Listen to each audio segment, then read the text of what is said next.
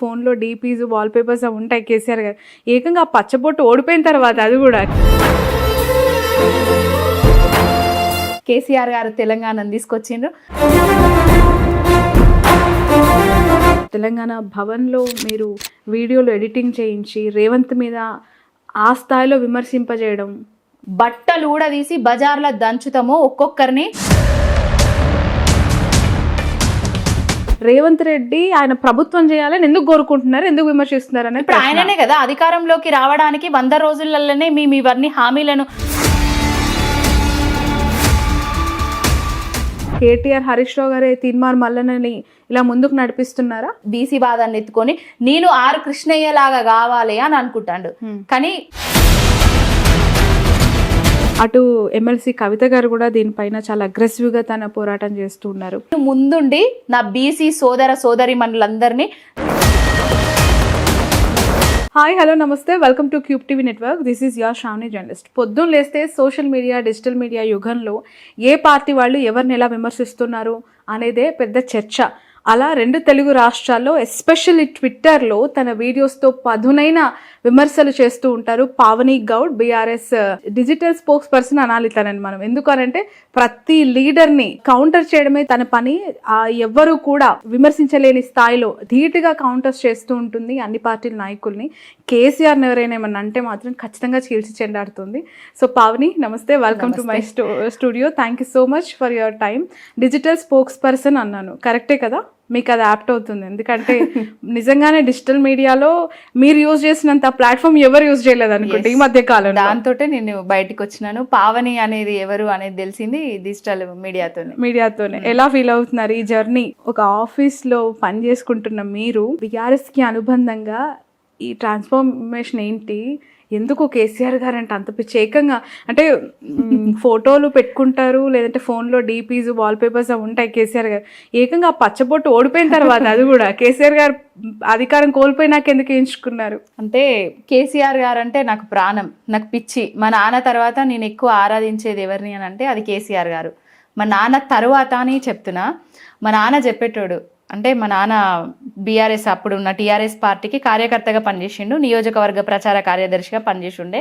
ఉద్యమ కాలంలో ఏంటి డాడీ ఇదంతా తీసుకెళ్తారు, అరెస్ట్ చేస్తారు, పోస్టర్లు అతికించినా తీసుకెళ్తున్నారు, మాకు ఇదంతా అవసరమా, ఏంటి తెలంగాణ వచ్చేదా పోయేదా అని మా డాడీతో నేను వాగ్వివాదం ఉండేది, మా ఇద్దరి మధ్య ఫైటింగ్ జరుగుతుండేది.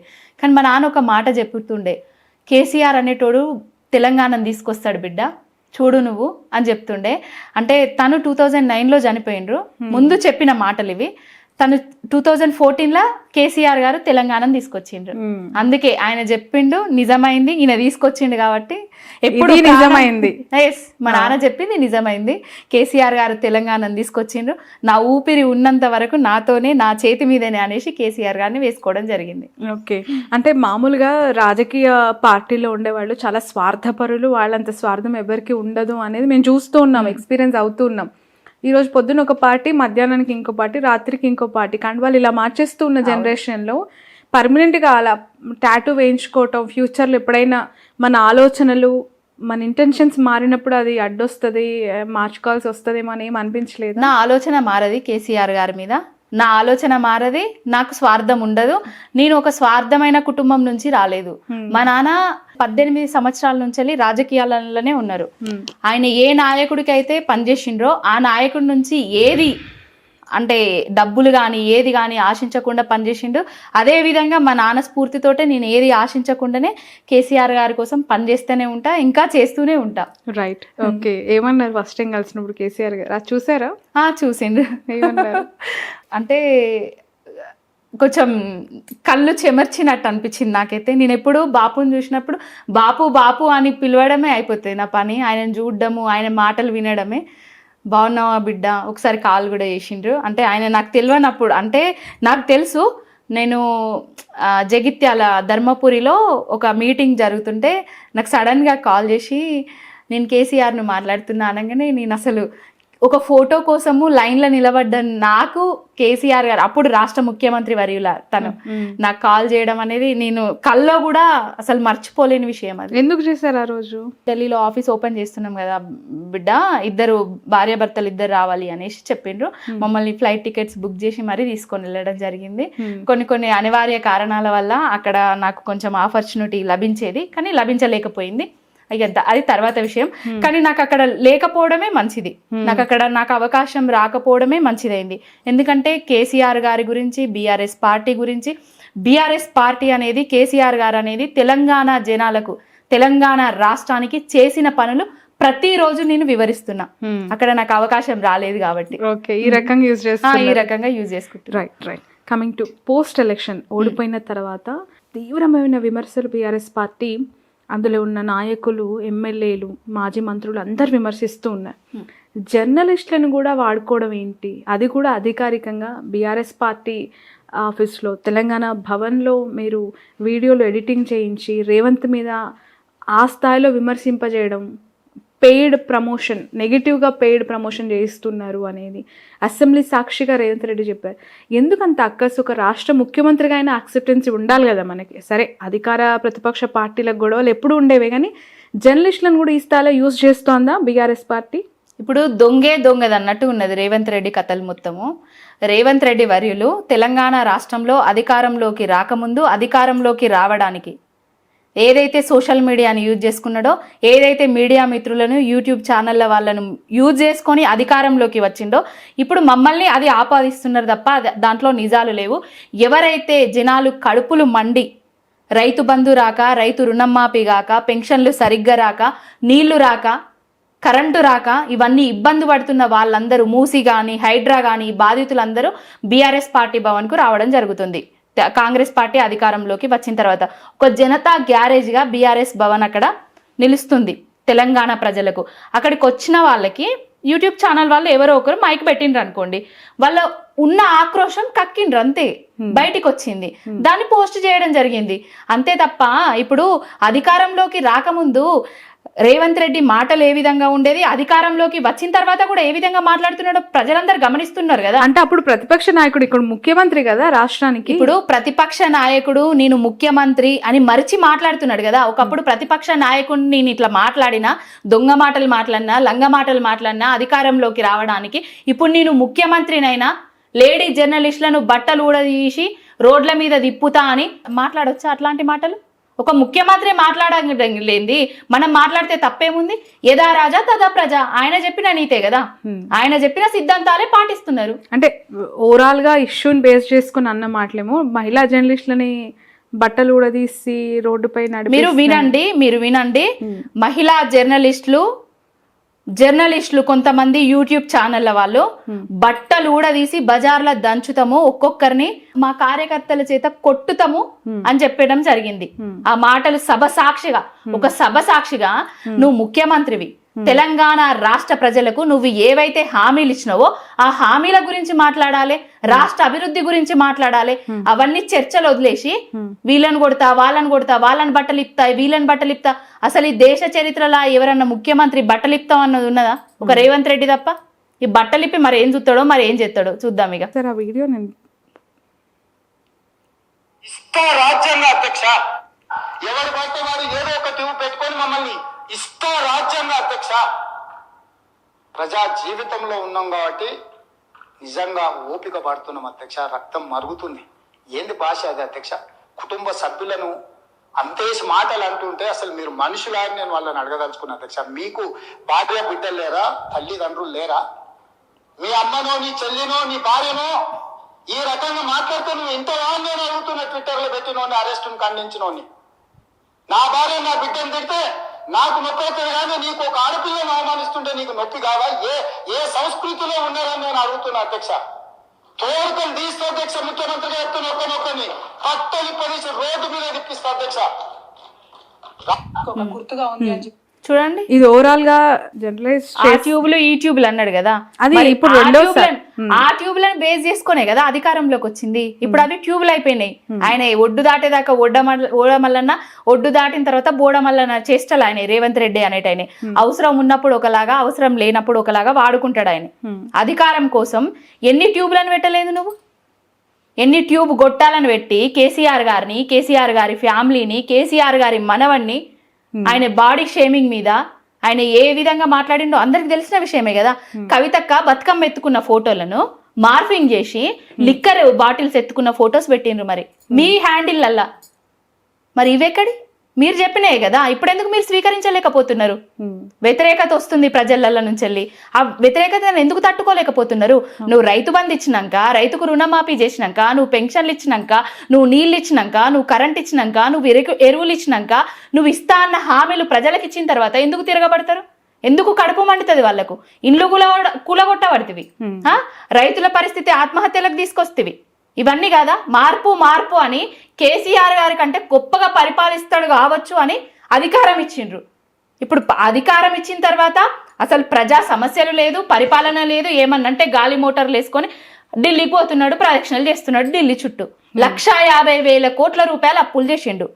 మరి అప్పులు చేసి ఏమి ఇచ్చినవరా అయ్యా అంటే ఏదన్నా పెన్షన్ పెంచిచ్చినవా? 6 గ్యారంటీలలో 5 ఆల్రెడీ మేము అమలు చేసేసామని బల్మూరు వెంకట్ మొన్న మండలిలో చెప్పిన మాట. శ్రావణి గారు ఇవి నమ్మసక్యం అండి? ఏ ఆడబిడ్డకు 2,500 వస్తున్నాయండి? ఢిల్లీలో ఎలక్షన్స్ అయితే వాళ్ళ అధికార ప్రతినిధి 2,500 తెలంగాణ మహిళలందరికి ఇస్తున్నాము, బ్యాంకు ఖాతాలలో పడుతున్నాయి అని చెప్పిండ్రు. ఏ మహిళ కన్నా 2,500 రూపాయలు వచ్చి ఉంటే కనుక నేను రాజకీయాలకు శాశ్వతంగా దూరం అయిపోతా. ఏ మహిళకు గనక పెన్షన్లు పెంచి ఇచ్చి ఉంటే, ఏ వృద్ధాప్య ముసలవ్వలకు, ఏ తాతలకు గనక పెన్షన్లు పెంచి ఉంటే నేను రాజకీయాల నుంచి శాశ్వతంగా దూరం అయిపోతా. 100% రుణం మాఫీ చేస్తే నేను రాజకీయాలకు దూరంగా ఉంటా. రైతు భరోసా ఇచ్చి ఉంటే నేను రాజకీయాలకు దూరంగా ఉంటా. 5 ఏళ్ల ప్రభుత్వంలో ఖచ్చితంగా వాళ్ళు ఇచ్చిన హామీలను నెరవేరుస్తారా? మీకు ఓపిక లేదా, లేదంటే వాళ్ళు తొందరగా చేయాలని కోరుకుంటున్నారు? అసలు మీరు ఎక్స్పెక్ట్ చేసినట్టు రేవంత్ రెడ్డి ఆయన ప్రభుత్వం చేయాలని ఎందుకు కోరుకుంటున్నారు, ఎందుకు విమర్శిస్తున్నారు అనేది ఇప్పుడు ఆయననే కదా అధికారంలోకి రావడానికి 100 రోజులలోనే మేము ఇవన్నీ హామీలను నెరవేరుస్తామని చెప్పింది. ఒక ఫ్రీ బస్సు మినహా 6 గ్యారంటీలల్లా ఒక్క హామీ కూడా తెలంగాణ ప్రజలకి ఎవ్వరికి ఇయ్యలేదు ఇంతవరకు. మేము ఇప్పుడు వాళ్ళ మీద పడుతుంది హామీల గురించి, ప్లస్ నీళ్లు ఎందుకు మాయమైపోయినాయి, నీళ్లు ఎందుకు వస్తలేవు, సాగునీళ్లు దేవుడెరుగు, తాగడానికి నీళ్లు కూడా ఇయ్యలేని పరిస్థితి ఉన్నది. ఇప్పుడు ఈ రోజే ప్రజెంట్ ఇప్పుడు శాసనసభల వాళ్ళ మంత్రి కోమటిరెడ్డి వాళ్ళే సాగునీళ్లు దేవుడెరుగు, తాగడానికి కూడా నీళ్లు అందుతలేవు, భూగర్భ జలాలు అడుగంటిపోయినాయి అంటున్నారు. ఈ భూగర్భ జలాలు అడుగంటి పోవడానికి, తెలంగాణలో నీళ్లు మాయం అవ్వడానికి రేవంత్ రెడ్డి కారణం కాదా? నీళ్ళు ఎత్తిపోయేలేకనే కదా. ప్రాణహిత ఇప్పటికీ పారుతూ పోతుంది కదా. మేడిగడ్డ ఒక్క పిల్లరు నువ్వు కరెక్ట్ చేసి ఉంటే ఆ నీళ్లను ఆపుకొని ఆ మోటార్లు స్టార్ట్ చేసి అన్ని రిజర్వాయర్లను నింపుకోపోతుమా? ఎందుకు ఇంత గోస పెడుతున్నావు తెలంగాణ రైతాంగానికి, తెలంగాణ ప్రజలకు? ఎందుకు అంటే రేవంత్ రెడ్డి గారి ఇంటెన్షన్స్ ఏమై ఉండొచ్చు అని అనుకుంటున్నారు. తెలంగాణను నాశనం చేయడం రేవంత్ రెడ్డి ఇంటెన్షన్. అదే తనకే నెగిటివ్ అవుతుంది కదా. ఒక ముఖ్యమంత్రిగా ఈ రాష్ట్రం బాగోగులు పట్టించుకోకపోతే, పక్క రాష్ట్రాలకు ఫేవర్ చేస్తే తన పదవికే నష్టం, తను మళ్ళీ సీఎం కి దూరం అయ్యే అవకాశం ఉండొచ్చేమో. ఇప్పుడు ఆలోచన ఉండదా? ఇప్పుడు గురువు ఎట్లుంటే శిష్యుడు అట్లున్నాడు. గురువు కాలాన ఏంటిది కరువు కాటకాలతోటి ప్రజలు ఇబ్బంది పడుతుండే. ఇప్పుడు శిష్యుడి కాలాన కూడా కరువు కాటకాలతోటే ఇబ్బంది పడుతున్నారు. రాజు గొప్పోడైతే, రాజు నీతిమంతుడైతే సుభిక్షంగా ఉంటది రాజ్యం. ఈ రాజు నీతిమంతుడు కాదు, ఒక దుర్మార్గుడు, ఒక రాక్షసుడు కాబట్టే రాజ్యం మొత్తం నాశనం అయిపోతుంది. ఆయన ఇంటెన్షన్ ఏంటిదంటే, నేను తెలంగాణ రాష్ట్రానికి ముఖ్యమంత్రిని కావాలి, నేను కేసీఆర్ గారి ఫ్యామిలీని టార్గెట్ చేయాలి, అదొక్కటే ఇంటెన్షన్. తెలంగాణ ప్రజలు ఎక్కడ పోయినా నాకు సంబంధం లేదు, తెలంగాణలో నీళ్లున్నా సంబంధం లేదు, తెలంగాణ అభివృద్ధి ఎక్కడ పోయినా నాకు సంబంధం లేదు అనుకుంటున్నాడు ఆయన. ఓకే. నిన్న ఢిల్లీలో చేసే ఒక సభకి సంబంధించి తీన్మార్ మల్లన్న గారు అసెంబ్లీ లాబీలో కేటీఆర్ గారిని, హరీష్ రావు గారిని కలిశారు. విత్ ఇన్ ఫ్రాక్షన్ ఆఫ్ సెకండ్స్లో, అఫ్ కోర్స్ నేను కూడా మా గ్రూప్లో నేను షేర్ చేశాను, అవును వాళ్ళు కలిశారు అని పెట్టా. ఎందుకు అని అంటే, ఒక బద్ధ శత్రువులుగా ఇంతకాలం చూసిన వ్యక్తులు ఒకసారిగా మీ బీఆర్ఎస్ పార్టీలో దాన్ని యాక్సెప్ట్ చేయలేకపోతున్నారు. అసలు ఎందుకు కలిసారు, ఇమీడియట్గా మేము బీఆర్ఎస్కి రిజైన్ చేస్తామనో కార్యకర్తగా దూరం అవుతామనో అల్టిమేటం కూడా ఇస్తున్నారు. ఏంటి బీఆర్ఎస్ తీన్మార్ మల్లన్న వెనక్కుందా, కేటీఆర్ హరీష్ రావు గారే తీన్మార్ మల్లన్నని ఇలా ముందుకు నడిపిస్తున్నారా? ఇప్పుడు తీన్మార్ మల్లన్న వెనకాల ఉన్నది బీజేపీ పార్టీ, రేవంత్ రెడ్డి. తీన్మార్ మల్లన్న వెనకాల ఉండి నడిపిస్తున్నది కాంగ్రెస్ ఉన్నం, రేవంత్ రెడ్డి మరియు బీజేపీ. ఇవన్నీ డైవర్షన్ పాలిటిక్స్లో భాగంగా జరుగుతున్నది. ఏదైతే అంగిలాగు సిద్ధాంతం అని అన్నాడో తీన్మార్ మల్లయ్య, బహుజనవాదిని అన్నాడో, ఊసర వెళ్ళి రంగులు మార్చిన దానికంటే స్పీడ్గా కండువాలు మార్చి పార్టీలు మార్చే స్వభావం తీన్మార్ మల్లయ్యది. ఆయన మాటలు ఎవరు నమ్మే ప్రసక్తి లేరు. ఇది ఇప్పుడు ఏదో బీసీ వాదాన్ని ఎత్తుకొని రాబోయే రోజులల్లా నేను ముఖ్యమంత్రిని కావాలి, ఆర్ కృష్ణయ్య అప్పుడు గొప్పోడు అయిపోయిండు, బీసీ వాదాన్ని ఎత్తుకొని నేను ఆర్ కృష్ణయ్య లాగా కావాలి అని అనుకుంటాడు. కానీ తెలంగాణ ప్రజలు ఎవ్వరూ తీన్మార్ మల్లయ్య అనేటైనను నమ్మరు, నమ్మే పరిస్థితులలో లేరు. ఆయన ఎంత తొందరగా ఎంత అవకాశవాదో తెలంగాణ ప్రజలకు మొత్తం తెలుసు. నిన్న మా ఒక్క బీఆర్ఎస్ పార్టీ వాళ్ళనే కలవలేదు తీన్మార్ మల్లయ్య, బీజేపీ వాళ్ళని కలిసిండు, ఎంఐఎం వాళ్ళని కలిసిండు, అందరినీ కలిసిండు. బీసీల కోసం, బీసీల హక్కుల కోసం కొట్లాడుతా ముందుంటా అని చెప్తున్నాడు. రేవంత్ రెడ్డి అనేటోడే ముఖ్యమంత్రి కాంగాలేంది, నేనెందుకు కావద్దు అనేసి ఆకాశం మీద కొంచెం గాల్లో తేలుతున్నాడు ఆయనే. చూద్దాం రాబోయే నమ్మకం లేదా, బీసీల కోసం పోరాడుతున్నా అని చెప్తున్నాడు. మీరు కూడా ఒక బీసీ, ఆయన బీసీయా? ఆయన బీసీయా? ఆయన బీసీ వాది నన్ను ఎప్పటి నుంచి అంటున్నాడు. ఆయన బీసీలకు ఏం చేసిండు? అధికారంలోకి రావడానికి ఎన్ని కుట్రలు, ఎన్ని కుతంత్రాలు ఏం చేసిండు, ఎంతమందిని దొక్కిండు, ఎంతమంది బీసీలను పైకి తీసుకొచ్చిండు. ఆయన యూట్యూబ్ ఛానళ్ళ నుంచి వెళ్ళి ఎంతో మంది బీసీలకు టికెట్లు వచ్చినాయి కదా. ఒక్కనాడన్న బీసీల కోసం ఇక్కడ ఆ గౌడు నిలబడ్డాడు, ఇక్కడ ఒక రజక నిలబడ్డాడు, ఇక్కడ ఒక పద్మశాలన్న నిలబడ్డాడు అనేసి ఎవరినన్నా గెలిపించడానికి ట్రై చేసిండా? ఇప్పుడు అవకాశం కోసం మాత్రమే, ఆయన ప్రాబల్యం కోసం మాత్రమే బీసీ నినాదాన్ని ఎత్తుకోవడం జరిగింది. ఆయన మాటలు కానీ ఆయన చేష్టలు కానీ ఎవరు నమ్మే పరిస్థితులలో లేరు. తీన్మార్ మల్లయ్య వెనకాల ఉన్నది BJP and Revanth Reddy Congress party వెనకాలండి నడిపిస్తున్నది. ఇదంతా డైవర్షన్ పాలిటిక్స్ లో భాగంగా జరుగుతున్న నాటకాలు. Okay, right. రాష్ట్రంలో కాంగ్రెస్ పార్టీ ప్రభుత్వ పాలనని బీఆర్ఎస్ ఎలా చూస్తోంది? ప్రజా పాలన అనేసి అధికారంలోకి వచ్చిండ్రు, ప్రజలను ముంచే పాలనను తీసుకొచ్చి నయవంచన చేస్తున్నది ప్రజలను అడుగడుగున. బీఆర్ఎస్ కాంగ్రెస్ మధ్యలో బీసీ వారు చాలా ఉధృతంగా చేస్తున్నారు. మా పార్టీ బీసీలకి ఫేవర్ చేస్తుందంటే మా పార్టీ చేస్తుంది. అటు ఎమ్మెల్సీ కవిత గారు కూడా దీనిపైన చాలా అగ్రెసివ్గా తన పోరాటం చేస్తూ ఉన్నారు. ఎందుకు ఆమె బీఆర్ఎస్లో ఉన్న అందరికంటే, ఇన్ఫ్యాక్ట్ కేటీఆర్ హరీష్ రావు గారి కంటే కూడా కవిత గారు ప్రత్యేకంగా దీనిపై ఫోకస్ పెట్టారని మీరు అనుకుంటున్నారు? ముందు నుండి తెలంగాణ ఉద్యమ సమయం నుండి కూడా బతుకమ్మ ఎత్తుకొని విశ్వవ్యాప్తం చేసింది బతుకమ్మను కవితక్క. ఉద్యమంలో బతుకమ్మ ఎత్తుకొని ఒక సంస్కృతి సాంప్రదాయాలను ఊరు వాడ అందరికీ తెలియజెప్పేటట్టు చేస్తూ ఉద్యమానికే ఒక మణిదీపంగా నిలిచిపోయింది. ఇప్పుడు మళ్ళీ మహిళా రిజర్వేషన్ బిల్లు మీద కూడా జంతర్ మంతర్ సాక్షిగా ఆమె యుద్ధం చేయడం జరిగింది. ఇప్పుడు ఏదైతే బీసీలకు అన్యాయం జరుగుతుందో నేను ముందుండి నా బీసీ సోదర సోదరి మనులందరినీ నడిపిస్తా అనేసి ఆమె ముందుకు వస్తుంది. ఎవరొచ్చినా మేము స్వాగతిస్తాము. ఆమె బీసీలందరినీ ఏకం చేయడానికి, బీసీలకు జరుగుతున్న అన్యాయం నుంచి ఎవరెవరు ఏ పార్టీలు ఏ అన్యాయం చేసిండ్రో అవన్నీ ముందటుండి కొట్లాడుతుంది. మేము ఆమె వెనకాలన్నాము. ఇంకొకటి, బీసీలకు 42% రిజర్వేషన్ ఇస్తా కామారెడ్డి డిక్లరేషన్ సాక్షిగా సభ పెట్టి మరి రేవంత్ రెడ్డి 100 రోజులలోనే డిక్లేర్ చేస్తా 42% అని చెప్పిండు స్థానిక సంస్థల ఎన్నికలల్లా. ఇప్పటి వరకు కూడా అది ఎక్కడుందో కూడా దాని ఏదో మొన్న కులక సర్వే అది ఇది అని చెప్పిండు. ఆ సర్వేలు ఏమైపోయినాయో మనందరికీ తెలుసు. 1,00,000 కోట్లు 5 ఏళ్లలో 1,00,000 కోట్లు ఖర్చు చేస్తాము. సంవత్సరానికి 20,000 కోట్లు బీసీ సబ్ ప్లాన్ కోసము కేటాయిస్తామని చెప్పారు. విద్యార్థులకు ఎవరికైతే 10 లక్షల రూపాయల స్కాలర్షిప్లు ఇస్తామని కూడా చెప్పిండ్రు. ఇప్పటి వరకు ఒక్కటి కూడా చేసింది లేదు. అధికారంలోకి వచ్చిన తర్వాత 100 రోజులల్లనే అన్ని చేస్తా అని చెప్పిండు. బీసీలకు కూడా ఏ ఒక్కటి చేయకపోగా నయవంచన చేస్తూ అక్కడిక్కడ తిరుగుతున్నారు రేవంత్ రెడ్డి అనేటోడు. Okay, right. ఈ మధ్య కాలంలో కాంగ్రెస్లో ఉన్న కొంతమంది ఎమ్మెల్యేలు ఆ పార్టీ సిద్ధాంతాలకు కొంచెం వ్యతిరేకంగా మాట్లాడుతూ ఉన్నారు. బాహటంగా మాట్లాడిన, అగ్రెసివ్గా వెళ్ళిన మల్లన్న కోర్స్ సస్పెండ్ అయ్యారు ఎమ్మెల్సీ. బట్ అనిరుద్ధ్ కావచ్చు, లేదంటే ఇంకొంతమంది వాళ్ళ పార్టీ నేతల్ని మీ ఇంప్లిమెంటేషన్స్ రాంగ్ ఉన్నాయి. ఈ రోజు ఎమ్మెల్యే అనిరుద్ధ్ గారు ఆయన హైడ్రా ఒక దందా అని చెప్పి వ్యాఖ్యానించారు. ఎలా చూస్తున్నారు? ఈ రోజు నేను పేపర్లో కూడా చూసినాను.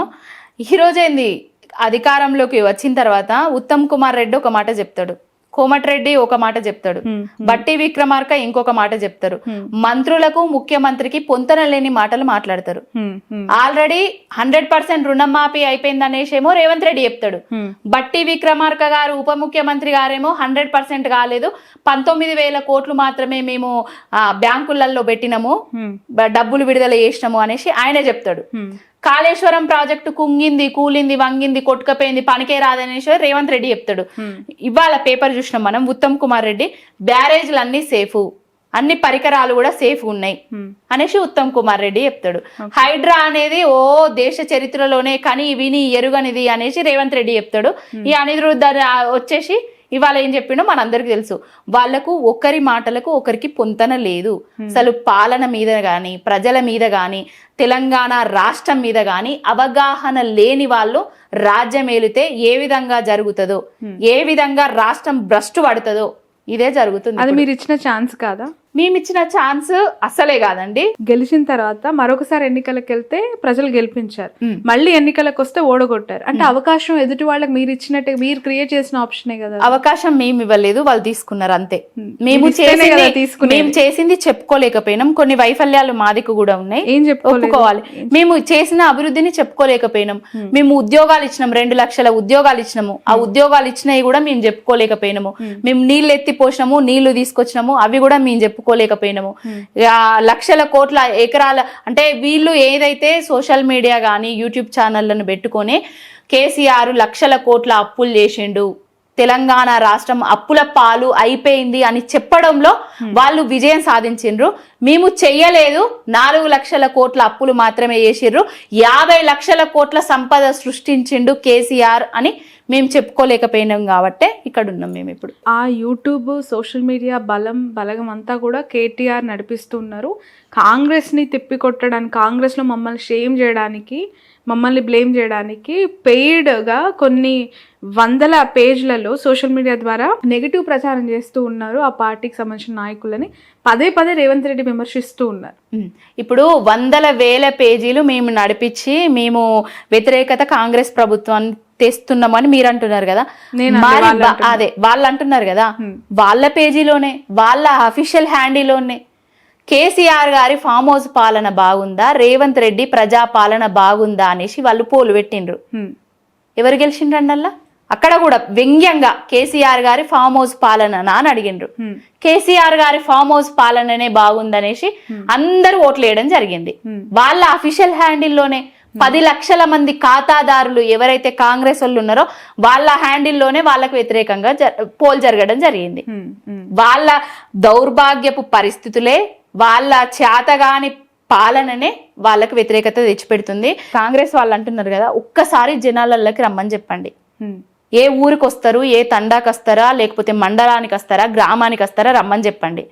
ఒక్క రైతుకు 100% రుణం మాఫీ అయిందా అనేసి ఒక గ్రామాన్ని తీసుకొని అడగండి. నీళ్ళు వస్తున్నాయా లేదా అని అడగండి. తాగడానికి నీళ్లు వస్తున్నాయా, మిషన్ భగీరథ నీళ్లు అని అడగండి. ఎరువులు సకాలంలో వస్తున్నాయా, రైతు భరోసా వచ్చిందా అని అడగండి. మీకు తెలిసిపోతుంది.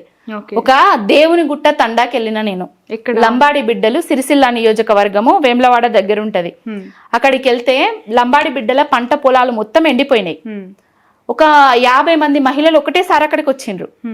అమ్మా ఏమైంది, ఏంది అని అడిగితే, బిడ్డ 2,500 ఇస్తా అన్నాడు రేవంత్ రెడ్డి, ఇప్పటి వరకు రాలే మా కోడలకు. తులం బంగారం మొన్ననే మా మనమరాలు పెళ్లి చేసిన, తులం బంగారం ఇస్తా అన్నాడు, ఇయ్యలేదు. ఇంకొక ఆమె మా కోడలు ఇట్లా డెలివరీకి ఉన్నది, కిట్టు లేదు, న్యూట్రిషన్ కిట్ రాలేదు, ప్లస్ మళ్ళా తర్వాత కేసీఆర్ కిట్ రాదు కావచ్చు, వస్తుందో వస్తలేదో, మా పక్కింటి ఆమెకు డెలివరీ అయింది అనేసి చెప్తున్నారు. ఏ ఒక్క హామీని కూడా నెరవేర్చకుండా ఇదివరకు ఇచ్చిన సంక్షేమ పథకాలను కూడా కంటిన్యూ చేయకుండా ప్రజలను ముంచుతున్నాడు రేవంత్ రెడ్డి అనేటైనే. కేసీఆర్ గారు సంక్షేమ పథకాలతో సంబరపెడితే రేవంత్ రెడ్డి అనేటైనే సంక్షేమ పథకాలతో కోత పెట్టి జనాలను చచ్చే విధంగా చేస్తున్నాడు. రైతులకు రైతు బంధు రాకపోతే అప్పుల పాలైపోయి ఆత్మహత్యలు చేసుకుంటున్నారు. ఈ రోజు 3 రైతులు నల్లగొండ, స్టేషన్ గణపూర్, జనగామ రైతులు 3 చనిపోవడం జరిగింది, ఆత్మహత్య చేసుకోవడం. నేతన్నలు ఉరిసిల్లలా రోజుకొకరు పిట్టల్లాగా రాలిపోతున్నారు. ఈ దౌర్భాగ్య పరిస్థితికి కారణం కాంగ్రెస్ కాదా? ఒక్కరప్పుడు అబ్బో నేను రాను బిడ్డో సర్కారు దవాఖానకు అని చెప్పేటోళ్ళు. ఇప్పుడు మళ్ళా కేసీఆర్ గారు వచ్చిన తర్వాత పోతే సర్కారు దవాఖానలోకి పోతాం, డెలివరీ అయితే మాకు కేసీఆర్ కిట్ వస్తుంది, పైసలు వస్తాయి, ఆడబిడ్డ ఊడితే గిన్ని పైసలు వస్తాయి, మగబిడ్డ ఊడితే గిన్ని పైసలు వస్తాయి అని పోయేటోళ్ళు. సిజేరియన్ కాకుండా నార్మల్ డెలివరీస్ చేసేటోళ్ళు. ఇప్పుడు మళ్ళీ అదే కోతలు మొదలైనాయి కదా, ప్రైవేట్ హాస్పిటల్లో పోతున్నారు కదా. ఇదంతా దౌర్భాగ్యానికి రేవంత్ రెడ్డి కదా కారణం, కాంగ్రెస్ కదా కారణం. ఆ మధ్య కాలంలో బాగా బీఆర్ఎస్ నుంచి కాంగ్రెస్ లోకి ఇంకొంతమంది ఎమ్మెల్యేలు వెళ్తారు, చాలా మంది వెళ్ళడానికి రెడీగా ఉన్నారని వార్తలు వచ్చి ఇప్పుడు ఎవరు గోడ దూకే ఛాన్స్ లేదు. కుడిదిల పడ్డ ఎలికలు లెక్క అయిపోయింది వాళ్ళ పరిస్థితి, పోయినోళ్ళ పరిస్థితి. ఎందుకురా మేము కర్మగాలిన్లకు వచ్చినాము అని అనుకుంటున్నారు. ఎవరు పోయే పరిస్థితులలో లేరు. ఇప్పటికిప్పుడు ఎలక్షన్స్ పెట్టినా ఒకవేళ ఉప ఎన్నికలు వచ్చినా కూడా బీఆర్ఎస్ పార్టీ ప్రభంజనం సృష్టించబోతుంది రాబోయే ఎన్నికలలో. ఏ ఎన్నికలు ఎందుకంత నమ్మకం ఏంటంటే కేసీఆర్ లేకపోతే ఏ విధంగా ఉంటది తెలంగాణ అనేది వాళ్ళు తెలుసుకున్నారు. 1 year లో 1 year కాదు, ఒక 2-3 నెలలలోనే తెలిసిపోయింది. 2-3 నెలలకే పంటలు ఎండిపోయే కాలాన్ని తీసుకొచ్చిండు నీళ్లు సరిగియ్యక. ప్రతిరోజు గమనిస్తూనే ఉన్నా, ప్రతిరోజు సాక్షిగా మళ్ళీ నేనే 2వ సారి ముఖ్యమంత్రిని అవబోతూ ఉన్నాను, ఖచ్చితంగా అధికారంలోకి మళ్ళీ కాంగ్రెస్ వస్తుందని ఆయన చాలా కాన్ఫిడెంట్ పగటి కళలు అంటున్నాడు రేవంత్ రెడ్డి అనేటైన. పగటి కళలు అని చెప్పొచ్చు. కాన్ఫిడెన్స్ ఏమో, కాన్ఫిడెన్స్ కాదు, అవి పగటి కళలు మాత్రమే. రేవంత్ రెడ్డి అనేటోన్ని అసలు ఇప్పటికిప్పుడు ఊడవిక్తారా? ఆయన సీటుకు ఆయన మాటలకు గ్యారంటీ ఇక్కడ నన్ను ఉన్నదా? ఆయన సీట్ ఎప్పుడు పోతుందో అనేసి బీజేపీలా ఖర్చు వేసుకొని కూర్చున్నాడు ఆయన. ఇప్పుడు బీజేపీకి బి టీమ్ గా పనిచేసుకుంటున్నాడు. బడే బాయ్ చోటే బాయ్ అనుకుంటా. ఉప ఎన్నికలకి సంబంధించి బాగా చర్చ జరుగుతుంది. మొన్న అసెంబ్లీలో గూడెం మైపాల్ గారితో కేసీఆర్ గారు అక్కడ జస్ట్ ఒక గ్లింప్స్ మేము చూసాం, వీడియో కూడా, ఫోటో. ఏంటి డిస్కషన్ ఏంటి ఇన్సైడ్ ఆఫ్ ద పార్టీ? వాళ్ళు మళ్ళీ తిరిగి వస్తే యాక్సెప్టెన్సీ ఉంటుందా యథాస్థితిగా ముందులాగా? కేసీఆర్ గారు తిరిగి వస్తే, తప్పులు తెలుసుకొని వస్తే యాక్సెప్టెన్సీ ఉండదనే మేము అనుకుంటున్నాము. ఎందుకంటే ఇప్పటికే ప్రజలు వాళ్ళ మీద చాలా వ్యతిరేకంగా ఉన్నారు. పోచారం శ్రీనివాస్ రెడ్డి గారు కానివ్వండి, ఈయన మహిపాల్ రెడ్డి మీద కానివ్వండి, మన బీడీలు ఖైరతాబాద్ బీడీల అదే ఎమ్మెల్యే ఆయన పేరు దానం నాగేందర్ మీద కానివ్వండి, కడియం శ్రీహరి మీద కానివ్వండి, ప్రజలు చాలా వ్యతిరేకంగా ఉన్నారు. వాళ్ళ మీద ఎంత వ్యతిరేకత ఉన్నదంటే, ఇప్పుడు కడియం శ్రీహరి కనుక రాజీనామా చేసి ఎలక్షన్లకు పోతే ఆయనకు డిపాజిట్ వస్తుందో రాదో అనే దాంట్లో ఉన్నాడు. అట్లా కొన్ని 100 కోట్లతో అక్కడ కార్యక్రమాలకు ఆయన శంకుస్థాపన చేశారు ముఖ్యమంత్రి. 100 కోట్లు 1000 కోట్లు శంకుస్థాపనలకే పరిమితం అవుతున్నాయి. ఎక్కడ నన్ను ఒక ప్రాజెక్టు కట్టింది ఉన్నదా? ఒక హాస్పిటల్ కట్టించింది ఉన్నదా? 1 year కి ఎలా కట్టిస్తారండి ప్రాజెక్టులు? కేసీఆర్ గారు 10 ఏళ్ల పరిపాలనలో మీరు లేనోడు, సొంత నియోజకవర్గ ప్రజల బాగోగులు చూసుకోనోడు రేవంత్ రెడ్డి అనేటోడు. నిన్న వీడియోకి సంబంధించి తన్వి యాదవ్ అలాగే రేవతి, ప్రతి జర్నలిస్టే కావాల్సిన అవసరం లేదు, తెలంగాణ పౌరుడు అయితే చాలు, కేసీఆర్ రేవంత్ రెడ్డి పరిపాలన చూస్తే చాలు, ప్రశ్నించుడు ఎవ్వరికి ఆగుతలేదు. హైడ్రా నుంచి మొదలు పెడితే, మూసీ నుంచి మొదలు పెడితే, రైతన్న నుంచి మొదలు పెడితే, దళితన్న నుంచి మొదలు పెడితే, బీసీ అన్న నుంచి మొదలు పెడితే, ముదిరా సోదర్ దగ్గర నుంచి మొదలు పెడితే, పద్మశాలి అన్నల వరకు, ఎన్బీసీలు వడ్డెర సంఘం వరకు కూడా ప్రశ్నిస్తున్నారు రేవంత్ రెడ్డి అనేటోని. ఎవరిని వదలకుండా దగా రియాక్ట్ అయ్యారు. జైలుకి వెళ్ళి ములాఖత్ అయ్యి బెయిల్ ఇప్పించే వరకు కూడా కేటీఆర్ గారు, అఫ్ కోర్స్ ప్రొటెక్షన్ అనేది ఎవరికైనా అవసరమే, కానీ వాళ్ళ ఆరోపణలకి బలం కూడా. నాతో కంపారిజన్ వద్దు పవన్ గారు. నేను ఏం అడుగుతున్నాను అని అంటే, ఇది ఖచ్చితంగా బీఆర్ఎస్ డైరెక్షన్ లో నడిచింది, అందుకే కేటీఆర్ గారు బెయిల్ వచ్చేంత వరకు వాళ్ళ వెనక ఉన్నారు, ప్రొటెక్ట్ చేశారు అనేది వాళ్ళు చేస్తున్న అలిగేషన్. లేదండి, అదంతా ఫాల్స్. ఏ ఆడబిడ్డకు కష్టం వచ్చినా కూడా కేటీఆర్ గారు ముందుంటారు, పోతారు, కొట్లాడతారు. వాళ్ళకి అన్యాయం జరిగింది కాబట్టి అక్కడికి పోయి వాళ్ళ బెయిలు చేయడానికి సిద్ధంగా ఉన్నారు, చేసిండ్రు కూడా, అంతే. అదే చూడొచ్చు. ఒక ఆడబిడ్డలకు అన్న లెక్క రక్షణ ఉంటున్నాడు అనేది కేటీఆర్ గారు నిన్న నిరూపించుకున్నాడు. ప్రతి తెలంగాణ ఆడబిడ్డకు హక్కున చేర్చుకుంటా, అండగా ఉంటా, ధైర్యంగా ఉండండి అని భరోసా ఇచ్చిండు. వాళ్ళు చేసింది తప్పు కాదు, వాళ్ళేం తిట్టలేదు. వేరే రైతన్న తిట్టింది, కడుపు మండి ఒక రైతన్న తిట్టింది వాళ్ళ ఛానల్లో వేయడం జరిగింది. బీపులు వేయకుండా వేయడం కొంచెం అది కావచ్చు, కానీ రైతుల గోస కదా అది, రైతులు పడుతున్న కష్టం కదా అది. వాళ్ళ పంటలు ఎండిపోతే ఎవరికైనా నిన్ను నీ అమ్మను నీ అక్కను నీ బిడ్డను అంటేనే నువ్వు అట్లా అదైపోయినావు. వాళ్ళు 6 కాలం కష్టపడి వర్షానికి చలికి రాత్రనక పగలనక పోయి వ్యవసాయం చేస్తారు. వాళ్ళ పంట ఎండిపోతుంటే వాళ్ళ కడుపు మండదా? తిడతారు, భరించాలి. నువ్వు కూడా తిట్టించినావు కదా చాలా యూట్యూబ్ ఛానళ్లను, చాలా మందిని నీ సోకాల్డ్ మేధావులు అందరితో తిట్టించినావు కదా. మరి అప్పుడు ఇవన్నిటి కూడా నువ్వు ఫేస్ చేయాలి. నువ్వు ఒక అధికారంలో ఉన్నావు, నువ్వు అధికారంకి వచ్చింది 6 గ్యారంటీలను 420 హామీలను నెరవేరుస్తాను కదా. ఇవన్నీ తిట్లను పక్కన పెట్టు. నన్ను తిట్టిర్రు, నన్ను కొట్టిర్రు, నన్ను అది చేసిండ్రు అనే ఏడుపులు బంద్ చేయి. ఫస్ట్ నువ్వు 420 హామీలు 6 గ్యారంటీలు తెలంగాణ రాష్ట్ర ప్రజల సంక్షేమం ధ్యేయంగా పనిచేయి. రైట్. రాబోయే రోజుల్లో జిహెచ్ఎంసీ ఎలక్షన్స్ ఉండబోతున్నాయి. బీఆర్ఎస్ పార్టీ ఎలా సిద్ధమవుతోంది? ఏ ఎలక్షన్స్ కైనా అన్ని రకాలుగా సిద్ధంగానే ఉన్నాము. మొదటి నుండి చెప్తూనే ఉన్నాము. అంటే ఇంకా ఏమైనా ఎలక్షన్స్ వస్తాయి అనుకుంటున్నారా? బై ఎలక్షన్, ఉప ఎన్నికలు వస్తాయి. ఎమ్మెల్యేలు మొన్న మా పార్టీ నుంచి ఆ పార్టీలకు పోయిన ఎమ్మెల్యేల దగ్గర ఉప ఎన్నికలు వస్తాయి. అక్కడ కూడా మేము విజయం సాధించబోతున్నాము ఖచ్చితంగా అని చెప్పలేను. కానీ మళ్ళా బై ఎలక్షన్స్ అన్ని అంటే ఈ రేవంత్ రెడ్డి అనేటైన కాంగ్రెస్ ప్రభుత్వం బాగాలేదనేసి ప్రజలు తిరగబడి వాళ్ళను కొట్టే పరిస్థితి కూడా వచ్చి మళ్ళీ ఉప ఎన్నికలు కూడా వస్తాయి కావచ్చు రాష్ట్రం మొత్తం. ఆ విధంగా ఉన్నది. ఇప్పుడు మీరే అన్నారుగా బీజేపీలో ఖర్చు పేసుకున్నారని చెప్పి. అదే బీజేపీలో ఖర్చు పేసుకొని చూసుకుంటున్నాడు. చూద్దాం జిహెచ్ఎంసీ ఎలక్షన్స్ లో, ఎందుకంటే ఎక్కువగా డెవలప్మెంట్ బీఆర్ఎస్ హైదరాబాద్ లో చేసింది అనేది చాలా మంది మాట్లాడే మాట. సో కాన్ఫిడెన్స్ ఎట్లా ఉంది కేటీఆర్ గారిది కావచ్చు, మీ పార్టీ ముఖ్య నేతల్లో? కాన్ఫిడెన్స్ బానే ఉంది. అంటే హైదరాబాద్ లోనే కాదు మారుమూల ప్రాంతాలలో కూడా చేసిన అభివృద్ధిని హైదరాబాద్ లో ప్రజలు చూసిండ్రు.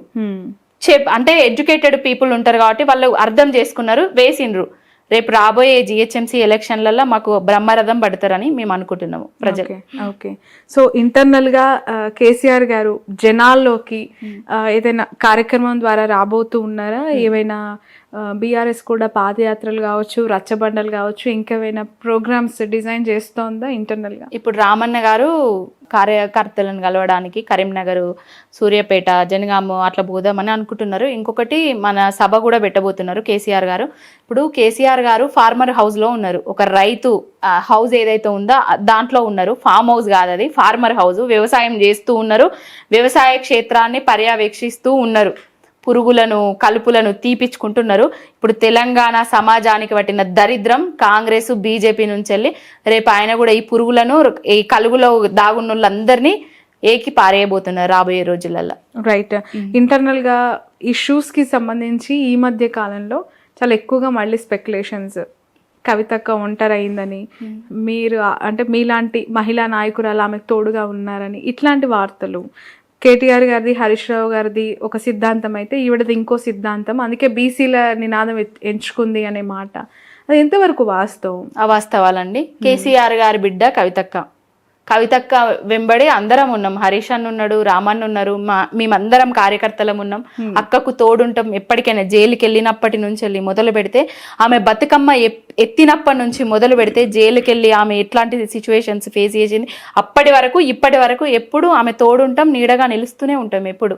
ఒక ఆడబిడ్డ బాగుంటేనే కదా మనం అందరం బాగుంటాము. Thank you so much Pavani, wish you all the best. Thank you so much. ఇలా మాట్లాడే వాళ్ళు ఫ్యూచర్ లో లీడర్స్ అయిపోయి మళ్ళీ తిరిగి వస్తూ ఉంటారు స్టూడియోస్ కి.